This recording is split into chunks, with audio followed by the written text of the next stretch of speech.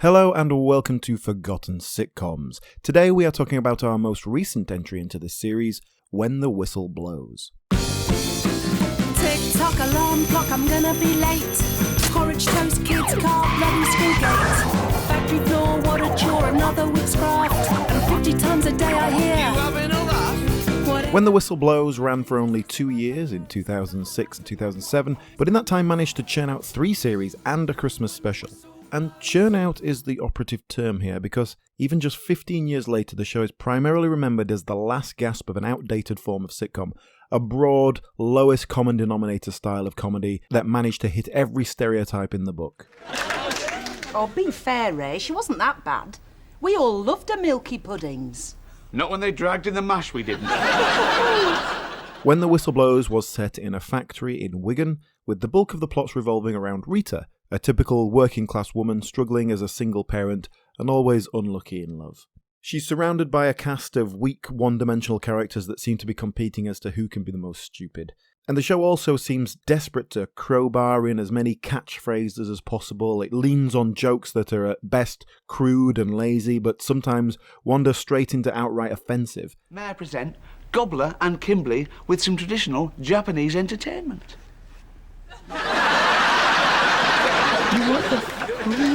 Ching chang Chinaman, milk a cow.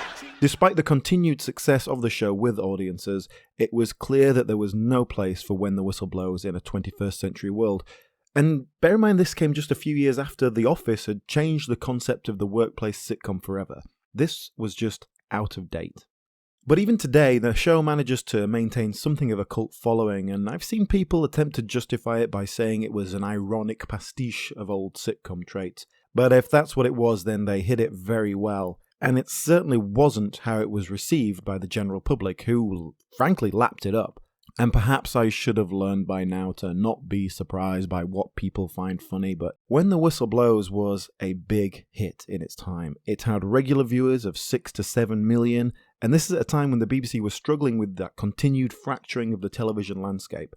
And that probably explains why they stuck with it, despite excoriating attacks from the reviewers. This was populist nonsense at its peak. And maybe there is something to be said for that. It has its place.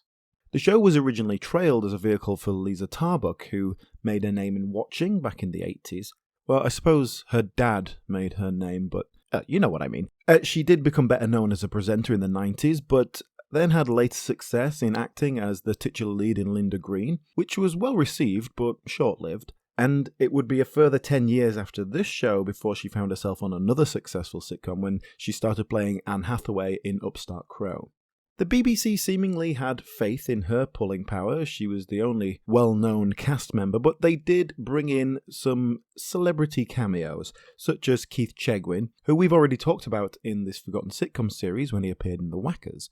Although he hadn't been an actor for some years by then, that seems like a superb casting decision compared to what is probably the lowest moment of the show, when Chris Martin out of Coldplay turns up for no reason, can't act, and then sings a song that isn't even funny. I'm saying that's the lowest moment, but there have been quite a few. It's really quite amazing how low the show would sink in an attempt to stay relevant. The rest of the regular cast was made up of relative unknowns, although Sarah Moyle had previously appeared in Get Well Soon, another entry in our Forgotten Sitcoms series. But the breakout star of the show, and I really can't put this off anymore, was Andy Millman. My ears are burning.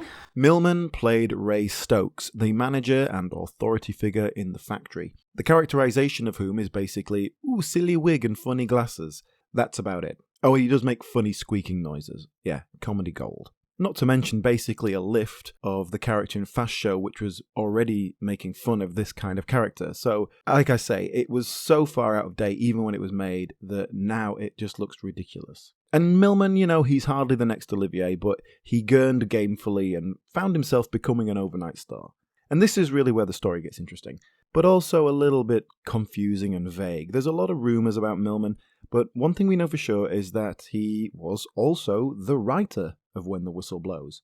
Now, legend has it that Millman was an out-of-work actor slumming it by doing extra work on TV and films, and, I don't judge him for that, you've got to pay the rent. And there is definitely evidence of him appearing in the background of things. So we can assume that's true. But the legend also has it that he wrote a pilot script for When the Whistle Blows and managed to slip it to Patrick Stewart while doing extra work. There's just no way that's true. Firstly, why give it to Patrick Stewart? He's not got any direct connections with the BBC, who produced the show, or really known for comedy particularly. Secondly, they don't let extras talk to the talent. They certainly don't let them pitch ideas to them. The whole thing is just completely unrealistic, and I think it's just a fanciful tale made up to try and sell this story that Millman was an extra who made good. It's that classic rags to riches story. And it's obviously based in some truth. The show was produced for the BBC by Picard Productions, which is obviously Patrick Stewart's company, so I think that's why his name has been brought into this. But I doubt that he had anything to do with that process on a day-to-day basis. The actual producers of the show were Ian Morris and Damon Beasley, who were clearly slumming it here before they later went on to create The In-Betweeners, a much more grounded and modern comedy that we have looked at on the British Sitcom History podcast, so go and check that episode out if you haven't already. But let's get back to Millman. Like I say, when he first shot to stardom, there seemed like there was a deliberate push to sell him as this nobody who had won the lottery, and yeah, okay, there's some truth to it. Certainly, he wasn't a well-known actor, but there is some evidence that shows that he had done panto with Les Dennis, so that's certainly a solid bit of professional work there, and maybe he was more of a stage actor and just hadn't broken into television, so not that well-known to the general public. And that panto history would certainly explain his acting style, very broad, very over the top. And this definitely was his first writing credit. It didn't come through radio sketch comedy or anything like that, like so many others. He just seems to have come out of nowhere as a writer. But perhaps more tellingly, it's also his last writing credit. Nevertheless, Millman clearly had some sort of blackmail material on someone high up at the BBC, because he managed to not only get his script produced, but also land a major role in it. And that was a role that had been earmarked for Sean Williamson, interestingly. That's Barry off of EastEnders to you and me. And you can see how that would have been a great fit for the character. I think he would have brought much more of a sort of sad, pathetic loser man kind of vibe to it. And I think that's what the character needs, a bit more sympathy. You never really feel sorry for him, and I think Barry off of EastEnders would have done that. Are you having a laugh? Are you having a laugh? But however Millman played it, it obviously worked for someone. I mean, we're only 15 years on now, but already that show is only really remembered for that character of Ray Stokes. And then the ensuing career of Andy Millman, brief though it was, he became a little bit of a living embodiment of that danger of having your 15 minutes of fame.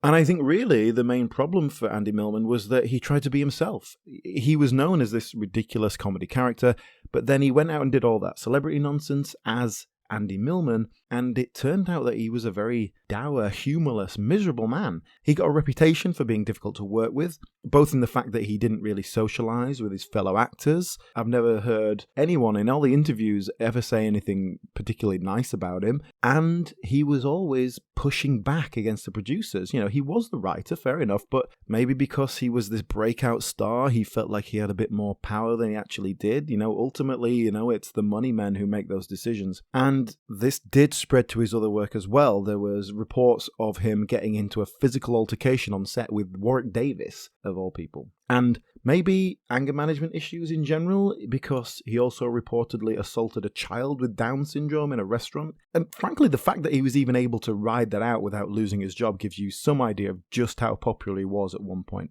I mean, he was even nominated for Best Comedy Performance at the BAFTAs, despite this reputation. It was a different time.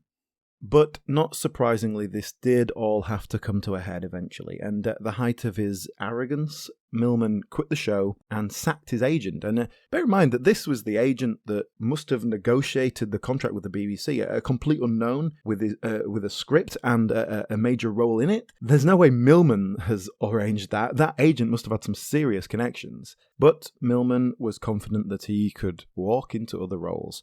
And here's the other major problem for Andy Millman's career. He's not a very good actor. Everything I've ever seen him in is this very broad, over-the-top, basically relying on pulling faces, making stupid noises. Yeah, there's a place for that, but not if you're also an arrogant dickhead that no one wants to work with.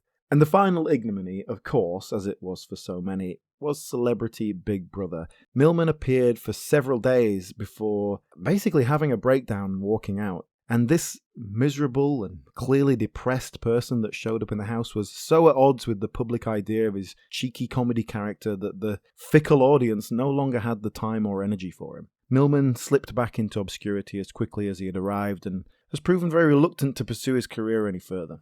And so ends the story of When the Whistle Blows. It's one of tragedy and the dangers of getting what you wish for, but one thing we can all agree on is that the show itself just wasn't very funny.